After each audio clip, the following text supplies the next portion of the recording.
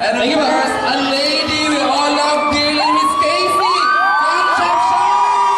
Hi, good evening. Well, first of all, syempre, sa mga nandito, malapit sa amin. Yes, that is me.